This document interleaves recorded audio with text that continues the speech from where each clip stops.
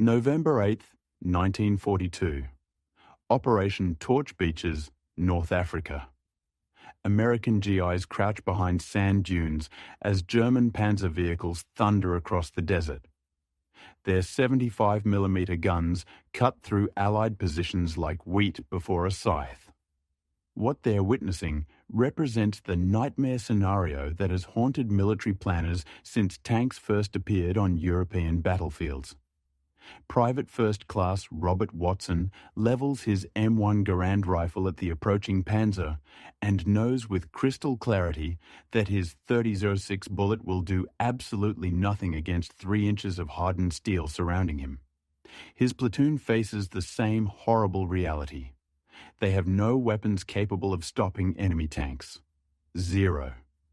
But what Private Watson doesn't know, what no American soldier on those beaches understands, is that this moment marks the threshold of a revolution in warfare.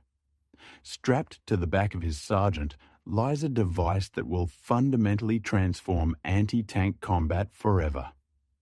It weighs just 13.2 pounds fully loaded, costs approximately $43 to manufacture, and can punch through more armor than guns weighing 50 times as much. The weapon designation is M1A1 Bazooka A name that will strike fear into German tank crews from Tunisia to Berlin. But the story of how this revolutionary weapon came to be remains one of World War II's most extraordinary secrets. September 1st, 1939. Germany invades Poland, and the world witnesses the birth of Blitzkrieg, lightning war. German panzer divisions tear through Polish defences in just 18 days, proving conclusively that modern warfare belongs to whoever controls the most effective armoured vehicles.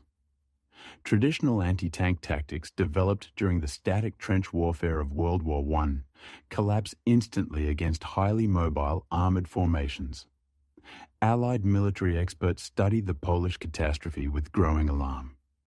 British anti-tank doctrine relies on 2-pounder guns that fire solid shot chunks of hardened steel designed to punch through enemy armour purely through kinetic energy. The physics are unforgiving. To penetrate thick armour, a projectile must weigh enormous amounts and travel at tremendous velocity.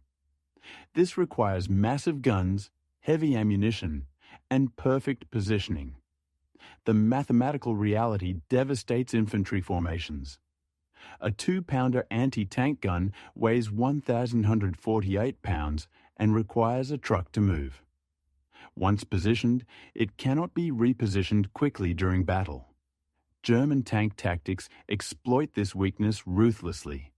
Panzers advance rapidly, forcing anti-tank guns to engage at maximum range where accuracy plummets, then close to point-blank range where the guns cannot traverse fast enough to track moving targets.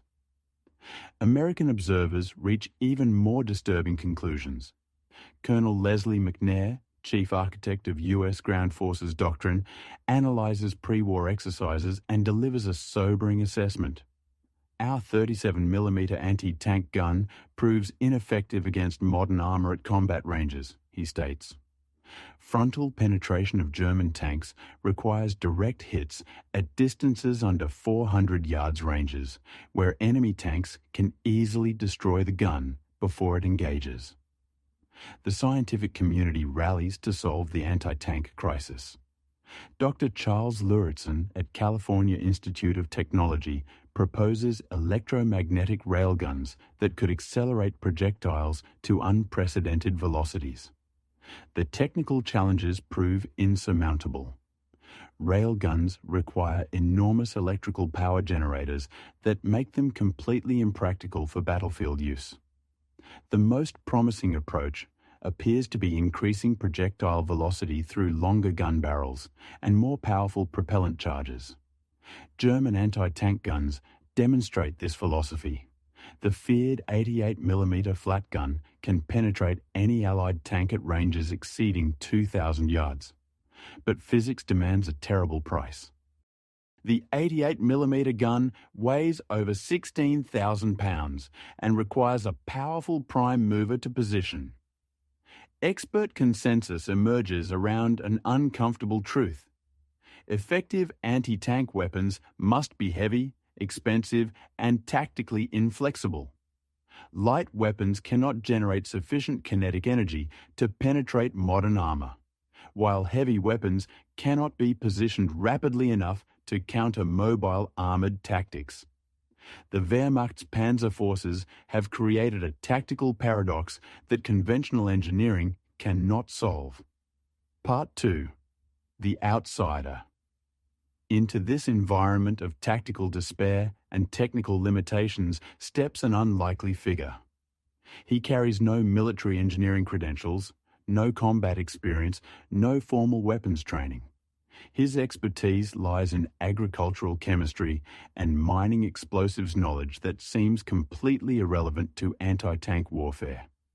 But Heinrich Mohaupt, soon known to the world as Henry, is about to prove that the solution to the century's greatest military challenge lies not in bigger guns or more powerful engines, but in a fundamental misunderstanding of how explosives actually work. August 16, 1915. A son is born to Flora and Berthold Mohaupt in the small Swiss village of Egg, nestled in the hills outside Zurich. Heinrich grows up in a household where explosives are dinner table conversation. His father, Berthold, works as an industrial chemist specializing in mining explosives, filling their modest home with the acrid smell of chemical compounds and technical discussions about blast patterns and rock fracturing. Young Heinrich shows little interest in formal education. After struggling through secondary school, he completes vocational training as an electromechanic, a practical trade that provides steady income, but hardly suggests future military innovation. At 19, he fulfills his Swiss military obligation with unremarkable service in 1935, returning to civilian life with no apparent interest in weapons or warfare. What transforms this undistinguished young man into a revolutionary weapons designer is pure accident. Working as a technical chemist in Zurich, Heinrich establishes a small laboratory in 1936 where he experiments with industrial explosives. His goal is purely commercial, developing better blasting techniques for Switzerland's mining industry, which requires precise explosive charges to fracture rock without damaging valuable ore deposits. The breakthrough comes during a routine experiment in late 1935. Heinrich places a small explosive charge in a metal cone-shaped container, expecting the blast to scatter in all directions, as explosives normally do. Instead, he witnesses something that contradicts everything he knows about explosive physics. The metal container focuses the blast into a narrow, incredibly powerful jet that punches through a steel plate like paper. The effect is instantaneous, dramatic, and entirely unexpected. The scientific establishment has known about the Monroe effect since 1888, named after American explosives researcher Charles E. Monroe, who documented the phenomenon. In fact, this effect traces back even further. German mining engineer Franz Xaver von Baader first proposed conical cavities in explosive charges in 1792 to increase effectiveness, though black powder proved incapable of producing the required detonation shockwave. Researchers had always dismissed the focused blast effect as a laboratory curiosity with no practical applications. Universities taught that kinetic energy remained the only viable mechanism for armor penetration. Military ordnance experts wrote papers explaining why shaped charges could never replace conventional artillery. Heinrich Mohaupt, with his farmer's pragmatism and industrial chemistry background, immediately recognizes what university-trained weapons experts have missed. This focused explosive effect could make small, lightweight charges more powerful than enormous conventional weapons. His insight is brilliantly simple. Traditional anti-tank weapons rely on kinetic, energy-solid projectiles that must be launched at tremendous velocity to penetrate armor. This requires massive guns, heavy ammunition, and enormous amounts of propellant. But shaped charges work on completely different principles. They use explosive energy to create a high-velocity jet of molten metal that can penetrate armor regardless of the weapon's size or the projectile's initial velocity. The mathematical advantages are staggering. A shaped charge weighing just 2 pounds can penetrate more armor than a conventional anti-tank gun weighing 2 tons. Better yet, shaped charges work equally well whether fired from massive artillery pieces or simple launching tubes that individual soldiers can carry. The technology democratizes anti-tank warfare, giving foot soldiers the same tank-killing capability previously reserved for specialized heavy weapons. Part 3. Rejection and persistence. But when Heinrich applies for permission to conduct larger-scale tests, Swiss military authorities dismiss his invention as impractical. Colonel Hans Frick, chief of Swiss Ordnance Development, studies Mohaupt's crude demonstration and delivers a devastating verdict. Herr Mohaupt, the colonel states, the Swiss army requires proven kinetic energy weapons, not exotic explosive devices that contradict established military doctrine. The rejection stings, but Heinrich persists. Through 1937 and 1938, he refines his shaped charge designs, improving penetration performance and solving technical problems that traditional weapons experts insist are impossible to overcome. His laboratory notebooks fill with calculations and sketches that would revolutionize warfare. His workshop methods horrify professional ordnance engineers. Heinrich melts down copper pipes in a jury-rigged furnace, hammering the softened metal into cone shapes using techniques borrowed from traditional Swiss metalworking.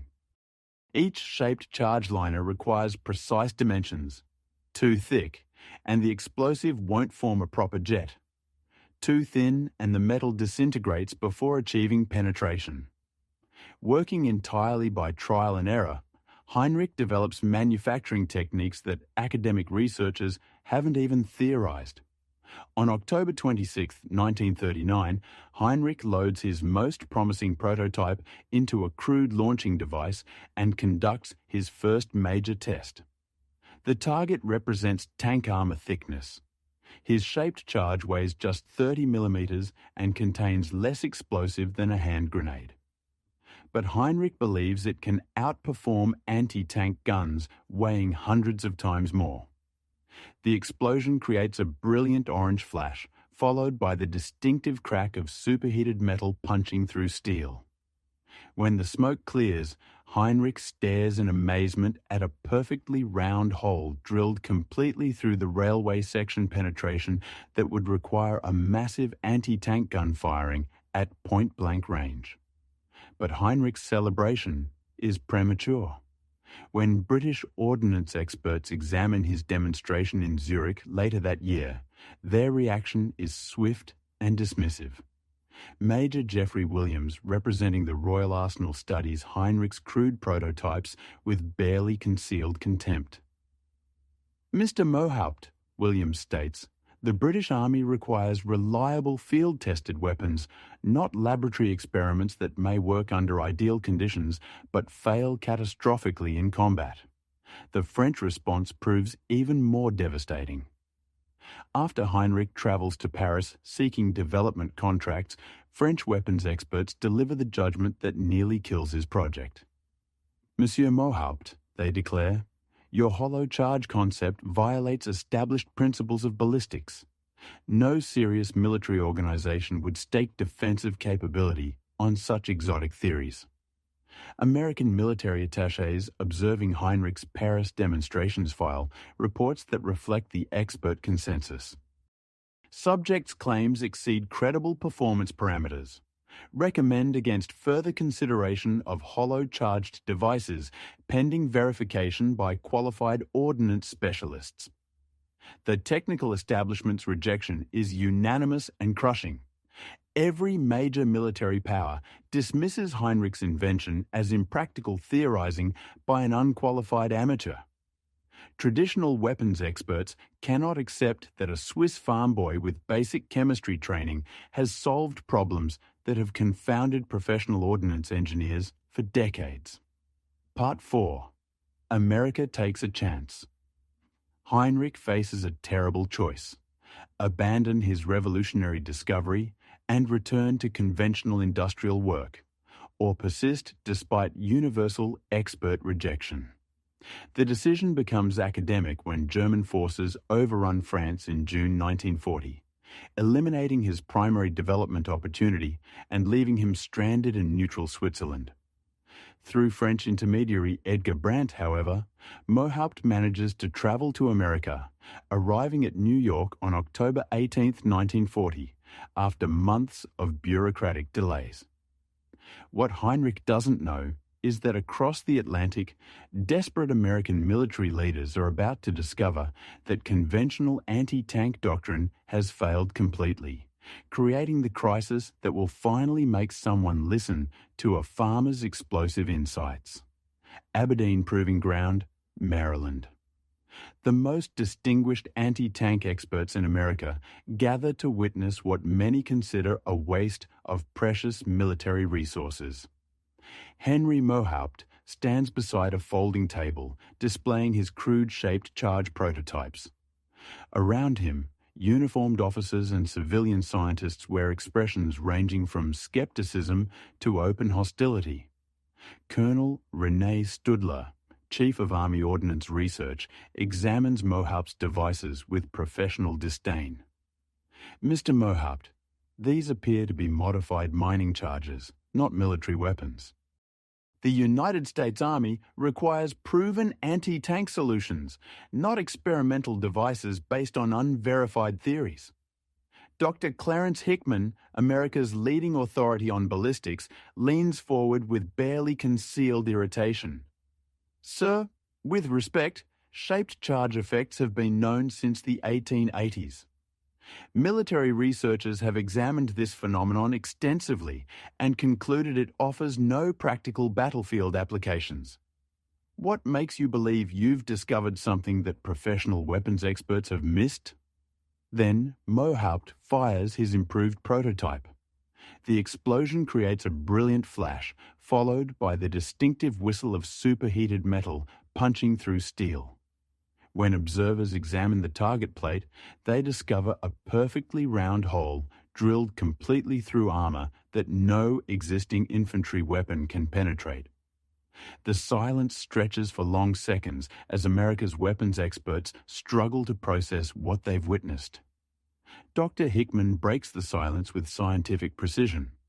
The penetration achieved by that device exceeds the performance of our 37mm anti-tank gun by a factor of 3. If this effect can be reproduced reliably, it represents a fundamental breakthrough in anti-tank capability. Colonel Robert Goddard, father of American rocketry, examines Mohaupt's technical drawings. Goddard's reputation for innovative thinking commands universal respect, and his words carry enormous weight with military decision-makers. "Gentlemen," Goddard says quietly, "I've spent 20 years developing rocket technology that most experts dismissed as impractical fantasy. Mr. Mohaupt's shaped charges employ well-understood physical principles applied in innovative ways.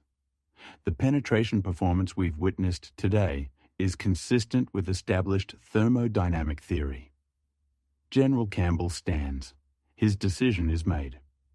"Colonel, our current anti-tank doctrine has already failed in North Africa and Europe. German armor dominates every battlefield where it appears.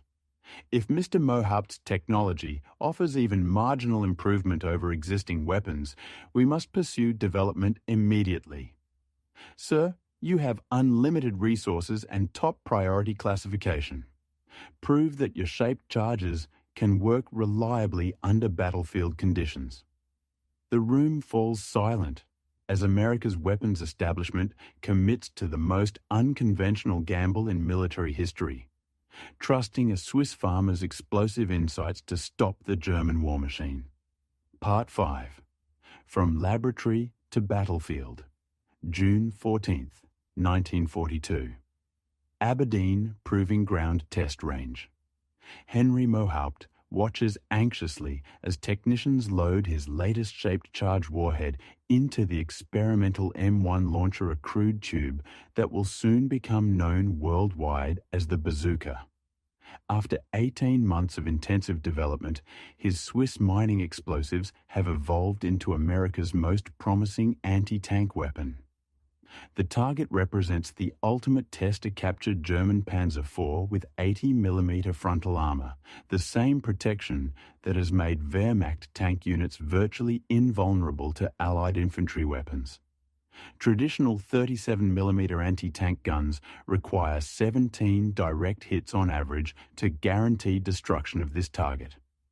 Mohaupt's 60mm shaped charge warhead weighs just 3.4 pounds, but carries explosive power focused with mathematical precision. Sergeant First Class Edward Ewell shoulders the launcher and takes aim at the German tank's turret. The range is 150 yards point-blank distance, where enemy tanks would normally slaughter infantry formations. Ewell's trigger pull releases the rocket motor, sending the shaped charge warhead toward its target at 270 feet per second. The explosion creates a brilliant orange flash, followed by secondary detonations as the Panzer's ammunition ignites. When observers examine the target, they discover a perfectly round hole punched completely through the turret's thickest armor. The weapon achieves what military experts considered physically impossible, giving individual soldiers tank-killing capability previously reserved for specialized heavy weapons. The statistics from systematic testing stagger military observers. The M1 Bazooka achieves 89% hit probability against stationary targets at ranges up to 200 yards performance that exceeds most conventional anti-tank guns. More importantly, the weapon weighs just 13.2 pounds loaded, allowing rapid repositioning that makes it nearly impossible for enemy tanks to locate and destroy. General Electric receives an order for 5,000 launchers and 25,000 grenades on May 19, 1942, and delivers the first batch by June 24th. The launcher receives the nickname Bazooka due to similarity with the musical instrument invented by comedian Bob Burns. Production accelerates dramatically. By late 1942, American factories are producing 8,000 Bazooka rockets per day. But laboratory success means nothing without combat validation. November 8, 1942. Operation Torch Beaches, North Africa. American forces conduct the first operational test of shaped charge weapons against Axis armor in actual battlefield conditions. Private First Class Robert Murphy crouches behind a sand dune near Oran as German Panzer IIIs advance across the desert toward American positions. In his hands lies an M1 Bazooka loaded with Mohaupt's revolutionary shaped charge warhead. The first time any soldier in history carries a personal weapon capable of destroying main battle tanks. The shaped charge warhead strikes the Panzer's turret and detonates with mathematical precision. Superheated copper jet moving at 20,000 feet per second punches through armor and ignites stored ammunition. The tank erupts in flames as its crew bails out, abandoning the most advanced fighting vehicle in the German arsenal to a weapon that costs less than a month's salary for an American factory worker. Across North Africa, Bazooka teams achieve similar stunning successes. German reaction is swift and alarmed. Captured intelligence documents reveal Wehrmacht tank commanders expressing alarm about American infantry anti-tank weapons. German engineers, analyzing captured bazookas from Tunisia, immediately begin developing the Panzer Schreck, literally Tank Terror, an 88mm version that enlarges the American design to produce even greater armor penetration. By late 1943, German soldiers nicknamed their version Ofenrohr, or stovepipe, acknowledging the crude but devastatingly effective American design they're desperately trying to replicate. Part 6. The statistical revolution. Combat effectiveness data from Tunisia validates the shaped charge revolution.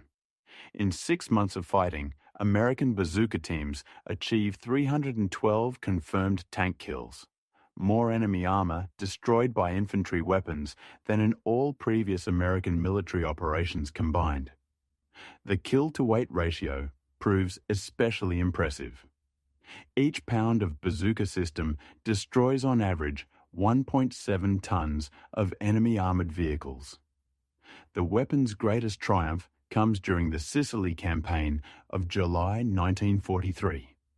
Staff Sergeant Charles Kelly, armed with an M1A1 bazooka, engages a German Tiger I tank near Gela, the Wehrmacht's most heavily armoured vehicle, mounting 100mm frontal protection that no Allied tank gun can penetrate at reasonable range.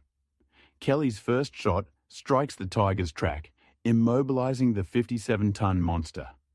His second rocket penetrates the turret's side armour, killing 2 crewmen and igniting stored ammunition. The Tiger's commander abandons his vehicle and reports to divisional headquarters. American infantry weapons now pose greater threat to our armour than enemy tanks.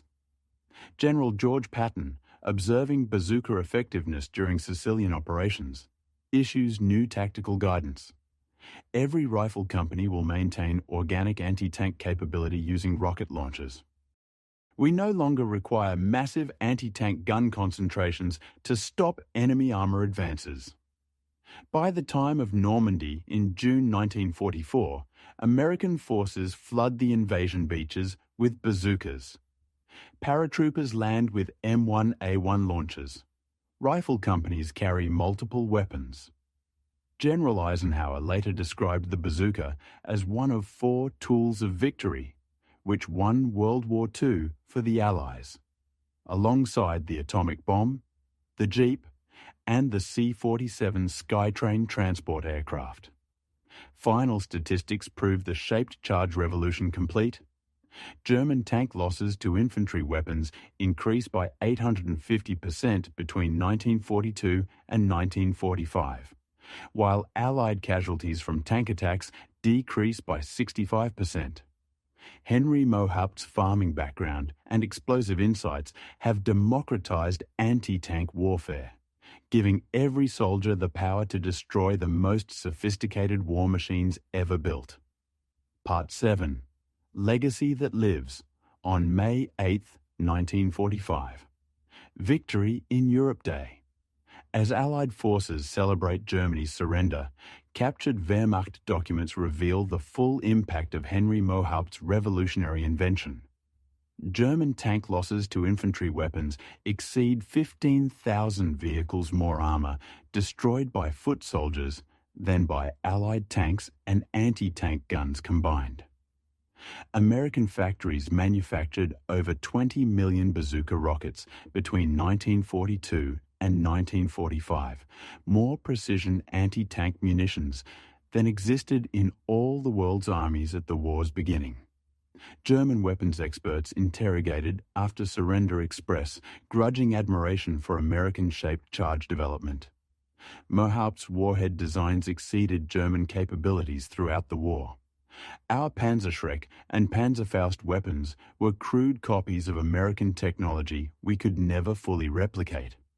But Mohaupt's impact extends far beyond World War II.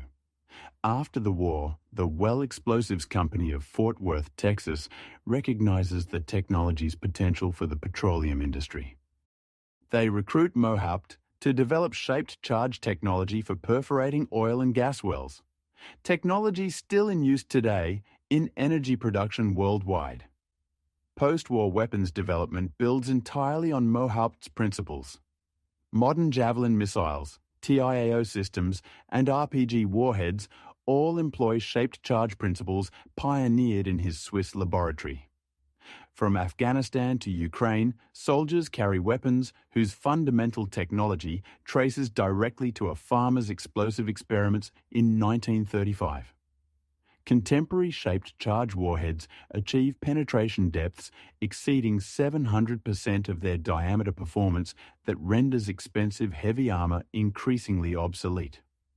Master Sergeant Robert Chen, a veteran of Iraq and Afghanistan operations, carries a modern AT-4 anti-tank weapon, a direct descendant of Mohaupt's original bazooka design. This thing weighs less than 15 pounds but can take out any tank ever built, Chen explains. When I fire this weapon, I'm using technology developed by some Swiss guy during World War II. Amazing how one man's invention is still protecting soldiers 80 years later. Henry Mohaupt died quietly in Santa Barbara, California on May 20, 2001, having lived to see his agricultural chemistry background transform into the foundation of modern precision munitions. His obituary, published in local newspapers, barely mentioned his military contributions exactly as he would have wanted. Conclusion. In a world where technological superiority decides conflicts, one humble inventor proved that revolutionary solutions come from the most unexpected sources. Henry Mohaupt's shaped charges didn't win battles by themselves, but they proved something far more important, that American ingenuity could overcome any enemy advantage through innovative thinking, precise engineering, and willingness to embrace revolutionary concepts.